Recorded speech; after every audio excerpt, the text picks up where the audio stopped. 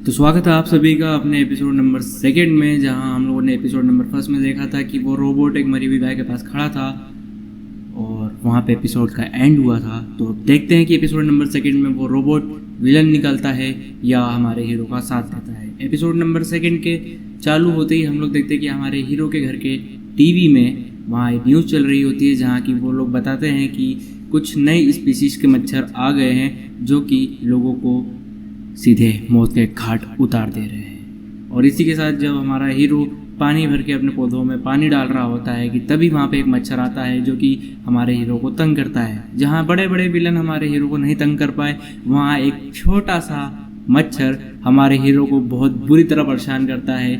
जहाँ एक मुक्के में लोग ढेर हो जाते थे, वहाँ ये इतने सारे तमाचे खाने पर भी नहीं ढेर होता है। और इसी के साथ सीन चेंज होता है, जहाँ हम देखते हैं कि वही रोबोट, जी हाँ वही रोबोट एक बिल्डिंग के ऊपर खड़ा होता है और वो मच्छरों के झुंड को देखता है। तो क्या ये रोबोट ही मच्छरों को ऑपरेट कर रहा है? तो आगे चल के देखते हैं। वहीं इस एपिसोड का सीन चेंज होता है और हम देखते हैं कि एक इंसान जो कि इस मौके का फ़ायदा उठा के, क्योंकि अभी जहां न्यूज़ चैनल में बताया जा रहा था कि रेड अलर्ट लग चुका है और सब लोग घर में रहें, जहां सब लोग घर में हैं वहां एक महान आत्मा इस मौके का फ़ायदा उठा के जाता है और चोरी करता है। मतलब ये चीज़ कुछ ऐसी नहीं लग रही है जो कि अभी की सिचुएशन पे वैसे, मतलब अभी भी कुछ लोग हैं जिनमें बहुत चुल है बाहर जाने की, और वो बाहर तो जाते हैं, वो खुद भी कोरोना की चपेट में आते हैं, साथ में अपनी फैमिली को भी डेंजर में डालते हैं। मतलब ये सीन दोनों तरफ मैच है कि वहाँ भी वो महान इंसान जाके चोरी कर रहा है इस स्थिति में, और यहाँ ये लोग जो कि कोरोना को बढ़ा रहे हैं और अपनी फैमिली को भी डेंजर में डाल रहे हैं। तो अगर आप अपनी फैमिली की सेफ्टी चाहते हैं, अपनी सेफ्टी चाहते हैं, तो घर से बाहर ना निकलें, मास्क और सैनिटाइज़र का यूज़ करते रहें। तो आगे बढ़ते हैं हम अपने एपिसोड पे, जहाँ कि ये महान चोरी कर रहा होता है कि तभी मच्छरों का झुंड आके इसको भी अपने चपेट में ले लेता है और बहुत बुरी मौत होती है इसकी। कि तभी वहाँ पे रोबोट आता है और हम पाते हैं कि रोबोट एक्चुअली इन लोगों को ऑपरेट नहीं करता है, इनको ऑपरेट करने वाली खुद भी एक मच्छर है। जी हाँ, जो कि एक विलन है, पर वो विलन अब फीमेल है। तो ये फीमेल मॉस्किटो बाकी मॉस्किटोज को, मच्छरों को ऑपरेट कर रही है और जो सारा खून ये लोग इकट्ठा कर रहे हैं वो जाके उसे देते हैं। कि तभी जो रोबोट है वो इस मच्छर पे एक फायर बॉल का अटैक करता है, जिससे ये बच जाती है और यहाँ इन दोनों के बीच में फाइट चालू होती है। तभी सीन चेंज होता है और हम देखते हैं कि हमारा हीरो जो कि अब इस मॉस्किटो से बहुत परेशान हो चुका है, वो दांत पीसता हुआ नज़र आता है।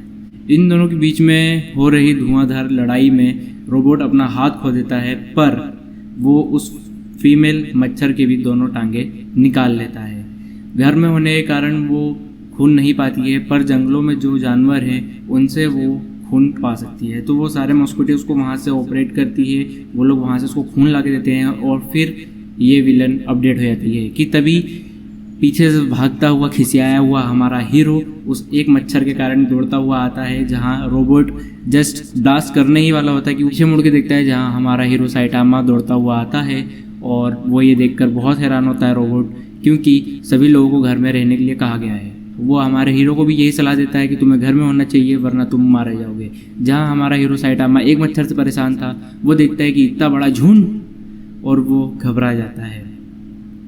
कि तभी वो विलन उस झुंड में से बाहर आती है, जो कि अब रेड हो चुकी है। मतलब वो खून पी पी के अपने आप को अपडेट कर चुकी है और अब खुद ही रेड दिखने लगी है। खून जैसा हमारा दिखता है वैसा अब वो रेड दिख रही है। तो वो फीमेल मॉस्किटो रोबोट पे सारे मच्छरों के साथ हमला कर देती है। कि तभी रोबोट एक जोरदार का धमाका करता है, जिसके कारण चारों तरफ खून ही खून हो जाता है। तभी वो रोबोट बोलता है कि मैं इस एरिया में इसलिए ब्लास्ट कर पाया क्योंकि मैंने 500 मीटर के दायरे में देखा कि कोई भी इंसान या जीवित लिविंग बीइंग नहीं है जिसको मेरे ब्लास्ट से नुकसान हो, इसलिए। कि तभी वो मुड़ के देखता है कि वो इंसान कहाँ गया, और पीछे मुड़ते हैं और देखते हैं कि हमारा जो हीरो है वो नंगा खड़ा है और उसका प्राइवेट पार्ट पहले धुएं से कवर होता है और फिर इतने में एक खंभा आके गिरता है उसके प्राइवेट पार्ट के सामने, और वो बोलता है कि तुमने मुझे बचा लिया और सारे मच्छरों को ख़त्म कर दिया। पर यहाँ पे ये चीज़ नहीं रुकती है कि तभी वो देखते हैं कि जो मेन विलन है मॉस्किटो, वो आती है, वो वापस से रोबोट पे अटैक करती है, क्योंकि अब वो बहुत ज़्यादा अपग्रेड हो गई है तो वो बहुत ज़्यादा तेज़ हो जाती है और बहुत ज़्यादा पावरफुल भी। तो वो रोबोट को बहुत गंदी तरह से मारती है, जहाँ रोबोट जस्ट ख़त्म होने वाला होता है और सेल्फ डिस्ट्रक्ट करने वाला होता है, और वो वहाँ पे बोलता है सॉरी डॉक्टर। तो ये इस एपिसोड का एक नया मोड़ है कि कौन है ये डॉक्टर और आखिर ये रोबोट आया कहाँ से है। ये चीज़ होती है जैसे ही वो अपने आप को सेल्फ डिस्ट्रक्ट करने वाला होता है कि इतने में हमारा हीरो साइटामा वापस से उस मच्छर को एक ज़ोरदार तमाचा देता है और वो मर जाती है, जहाँ वापस से पर यहाँ पे पावर देखने के लिए मिलती है हमारे हीरो की, जहाँ आसमान के बादल सारे एक तरफ हो चुके होते हैं, यहाँ तक कि ज़मीन में ऐसा लगता है जैसे अर्थक्वेक आया हो। ये भी शायद से हमारे हीरो की पावर से ही होता है, वो भी एक थप्पड़ की वजह से। और रोबोट जख्मी होकर ज़मीन पे पड़ा होता है। वो साइटामा से कहता है कि मैं आपका स्टूडेंट बनना चाहूँगा, जहाँ साइटामा कहता है कि ठीक है। तभी साइटामा वापस मुड़ के पूछता है क्या क्या कहा तुमने, और यहाँ पे फिर हमारा सीन चेंज होता है। हम पाते हैं कि जो रोबोट है वो हमारे हीरो के घर के बाहर खड़ा होता है और कहता है सेंसेई सर। तभी साइटामा बाहर आता है और उसे कहता है कि मुझे सेंसेई सर मत कहो, और वो उससे उसका नाम पूछता है, जहाँ हमें मालूम पड़ता है कि हमारे इस रोबोट का नाम जेनोस है। तो जेनोस से वो कहता है कि मुझे सेंसेई सर बुलाना बंद करो। वो कहता है जी मास्टर। वो कहता है मास्टर भी नहीं। अंदर जाके वो साइटामा उसे जूस ऑफर करता है और कहता है कि ये पियो और अपने घर वापस चले जाओ, क्योंकि मुझे किसी भी स्टूडेंट की ज़रूरत नहीं है। तभी साइटामा गौर करता है और उससे पूछता है कि तुम्हारी बॉडी वापस से ठीक हो गई है। तो वो कहता है कि मेरी बॉडी एक्चुअली मेटल से बनी हुई है और मेरे बॉडी के किसी भी पार्ट को रिप्लेस करा जा सकता है। आपकी बॉडी में कौन से पार्ट्स लगे हुए हैं सर? तो वो कहता है कि मेरी बॉडी एक नेचुरल बॉडी है, मेरे में कोई पार्ट्स नहीं लगे। तभी वो उसके सर की तरफ इशारा करते हुए कहता है कि ये किस टाइप का पार्ट है और ये कलर कैसा है। तो वो कहता है कि एक्चुअली ये नेचुरली मैं गंजा हूँ। तो इतने में जेनो सोचते हुए कहता है कि आप गंजे होने के लिए कुछ ज़्यादा ही यंग नहीं है। इतने में साइटामा भड़क जाता है और कहता है मैं गंजा हूँ तो तेरे बाप का क्या जाता है। ऐसा नहीं कहा उसने, पर उसके एक्सप्रेशन और उसका मतलब अगर हिंदी में कन्वर्ट करें तो ऐसा ही होगा। सॉरी फॉर दिस, बट थोड़ा सा मैंने अपनी तरफ से कन्वर्ट कर दिया तो चलेगा। तभी वो जेनोस पर भड़क जाता है और फिर जेनोस अपनी स्टोरी शुरू करता है कि जब 4 साल पहले वो 15 का था, तभी एक शायद वो अनकंट्रोल होकर, मतलब जो अभी रोबोट जेनोस है वो 4 साल पहले जब वो 15 साल का था तो वो एक इंसान था, पूरा इंसान। और वह उसके गाँव, उसकी जो सिटी थी उसे एक साइबोर्ग ने तबाह कर दिया था, उसकी सारे फैमिली वालों को भी मार दिया था, जहाँ जेनोस सिर्फ बच गया और वो बहुत ज़्यादा ज़ख्मी था। तभी वहाँ से एक डॉक्टर, एक साइंटिस्ट जिसे डॉक्टर कहता है ये, वो वहाँ से जा रहा था और जहाँ जेनोस ने उस साइंटिस्ट से मदद मांगी। वो साइंटिस्ट अपने लैब ले आया जेनोस को और जेनोस ने उससे कहा कि उसे साइबोर्ग में तब्दील कर दे ताकि वो उस साइबोर्ग से बदला ले सके जिसने ये तबाही मचाई थी।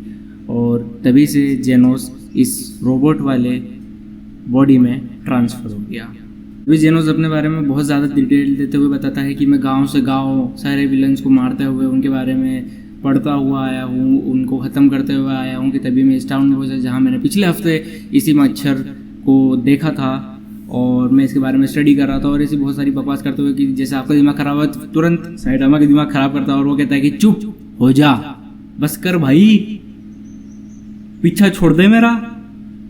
कुछ ऐसे एक्सप्रेशन थे साइटामा के भी। जहाँ सीन चेंज होता है और हम एक लेबोरेटरी में पाते हैं कि एक इंसान अपनी कंप्यूटर स्क्रीन के सामने कुछ कर रहा होता है और तभी पीछे से एक इंसान आता है और वो उससे कहता है कि वो जो फीमेल मच्छर विलन थी वो किसी प्रोटोटाइप से ज़्यादा थी। मतलब यहाँ पे ये जो सीन है कुछ मिलता जुलता क्रिश है, जहाँ क्रिश से वो लोग कर रहे थे ना कि कोई छिपकली है तो कोई मेंढक है, कोई क्या है, वैसे ही सेम चीज़ यहाँ पे भी शायद इस लेबोरेटरी में तैयार हो रही है।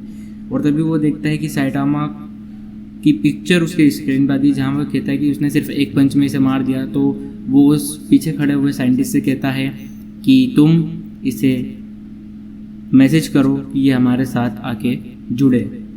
सीन चेंज होते ही हम देखते हैं कि वापस साइटामा और रोबोट में, मतलब जेनोस में बात हो रही होती है, जहाँ साइटामा से पूछता है कि तुम कितने साल के हो, तो वो कहता है कि मैं 19 साल का हूँ। तभी साइटामा बताता है कि मैं 25 साल का हूँ और मैंने अपनी ट्रेनिंग 22 में भी चालू नहीं की थी। जहाँ जेनोस ये चीज़ सुनकर चौंक जाता है, क्योंकि इतना ताकतवर इंसान जो कि ढंग से उसने 3 साल भी प्रैक्टिस नहीं करी है या किसी भी चीज़ से ऐसा कुछ नहीं करा है, और वो अभी भी ताकतवर है। जेनोस साइटामा से कहता है कि मुझे आपकी जितना ताकतवर बनना है। तभी साइटामा कहता है कि मैं तुम्हें बनाऊंगा, पर तुम्हें वो चीज़ बहुत हार्ड है, क्या तुम उसके लिए तैयार है? तो वो कहता है यस सर। बॉडी में सेंसर डिटेक्शन लगा होता है जो कि आसपास के विलन को कैप्चर कर लेता है कि कोई बुरी चीज़ उन लोगों की तरफ आती है।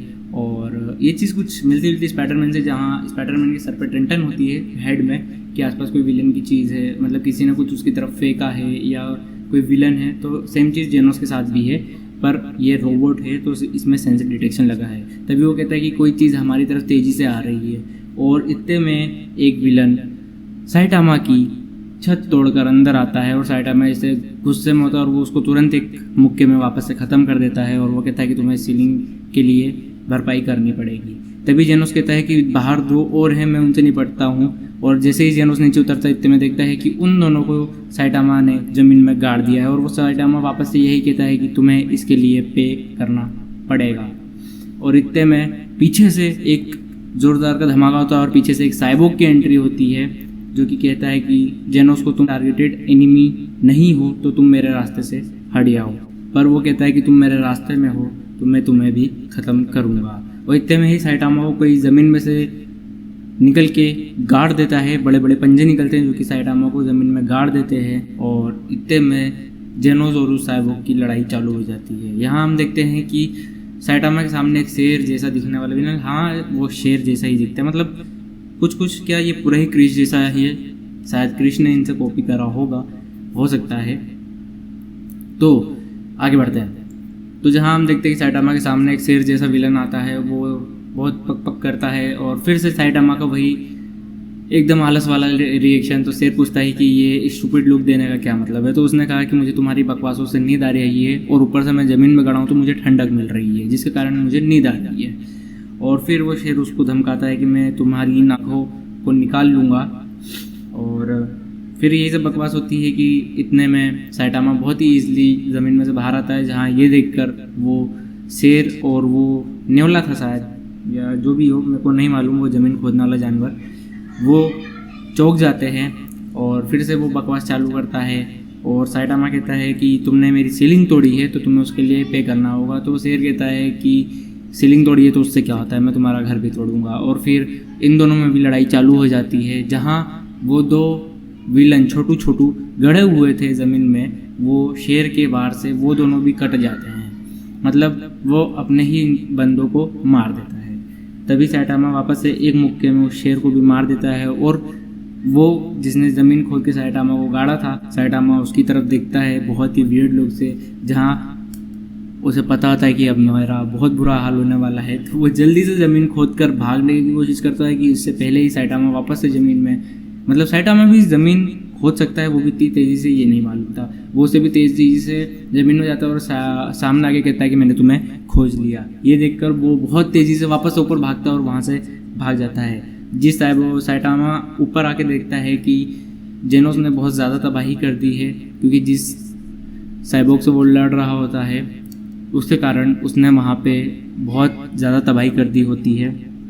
और वो एक्चुअली में साइबोर्ग के अंदर एक चिंपैंजी होता है और वो कहता है कि हमारे हाउस ऑफ एवोल्यूशन का सबसे ताकतवर इंसान 3 नंबर का मैं हूँ, तो तुम्हारी जो पावर है वो 2 नंबर वाले मतलब उस शेर को नहीं हरा पाएगी। तभी साइटामा पीछे से उसकी आंख ला के कहता है कि क्या तुम इसी इंसान की बात कर रहे हो? तो वो डर जाता है और वो फिर बंदर की रिएक्शन देखने वाले होते हैं। वो कहता है कि मुझे माफ़ कर दो। पर साइटामा पूछता है कि तुम्हारी वो रोबोट वाली आवाज़ का क्या हुआ? तो वो बोलता है कि मैं सिर्फ कूल डूड बनने के लिए ऐसी आवाज़ निकाल रहा था, उसके लिए मैं माफ़ी चाहता हूँ। और इसी के साथ एपिसोड नंबर 2 भी ख़त्म होता है। पर एपिसोड नंबर 2 के लास्ट में हम जहाँ देखते हैं कि वो बीच में हमने एक लेबोरेटरी देखी थी, वापस से हम वहीं जाते हैं और पाते हैं कि वो जो एक इंसान कंप्यूटर स्क्रीन पे काम कर रहा होता है, उसी के जैसे लैब में और भी सारे थे। मतलब कि अब धीरे धीरे ये एनीमे और इंटरेस्टिंग होता जाएगा, क्योंकि एक ही इंसान के जैसे दिखने वाले इतने सारे लोग, इंसान साइबोग बन जा रहा है, चिंपैंजी साइबोग बन जा रहा है, शेर जैसे बड़े बड़े विलन दिख रहे हैं, मतलब क्या ही हो रहा है ये। तो ये एनीमे धीरे धीरे और इंटरेस्टिंग होता जा रहा है। इसी के साथ आप बने रहें अपने इस चैनल के साथ और डेली आकर एक नया एपिसोड देखें।